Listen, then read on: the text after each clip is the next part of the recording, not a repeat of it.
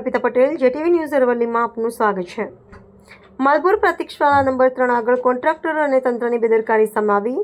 મળતી માહિતી મુજબ માલપુર તાલુકાના માલપુર શહેરની લીમડા ચોક વિસ્તારમાં ગુજરાતી સ્કૂલની પાછળના આગળના રસ્તા ઉપર કોન્ટ્રાક્ટર દ્વારા જેસીબીથી ખોદકામ કરવામાં આવ્યું છે, જેની મોટી હાલાકી ભોગવવી પડી રહી છે। તે ધોરણ 1 થી 8 સુધીના વિદ્યાર્થીઓને અભ્યાસ માટે આવતા હોય છે અને અવરજવર કરવામાં મોટી તકલીફ પડી રહી છે અને ગ્રામજનો અને સ્થાનિક લોકોનું કહેવું છે કે કોઈ વિદ્યાર્થી યા વિદ્યાર્થીનીઓમાં ભોગ બને તો જવાબદાર કોણ?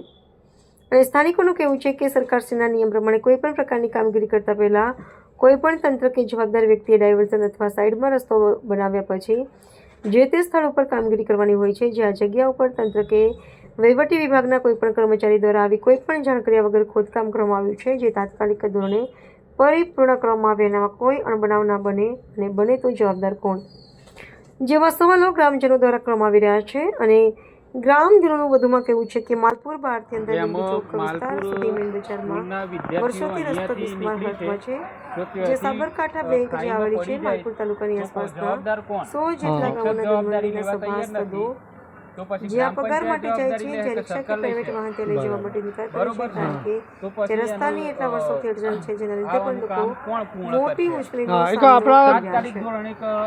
પૂર્ણ કરવું જરૂરી છે માટે તંત્ર ઘોર નિદ્રામાંથી જાગીને મીટ માંડી લોકો દ્વારા માંગ છે। બરાબર, છોકરો પડી જાય તો હાથ પગ ભાગી જાય, હા હાથ પગ ભાગી જાય તો એનો જવાબદાર કોણ? તકલીફ પડે છે, શિક્ષકને એ તકલીફ પડે છે, બરાબર છે। તો જેમ બને એમ જલ્દી તાત્કાલિક ધોરણે પગલાં લેવાય। બરાબર બરોબર છે। તો પંચાયતે જ આ તો પગલાં લઈ શકે ને, ગ્રામ પંચાયતના હિસાબે છે ને। હા તો ગ્રામ પંચાયતને કે જલ્દી જલ્દ પગલાં લઈ શકે। હા બરોબર, થેન્ક યુ।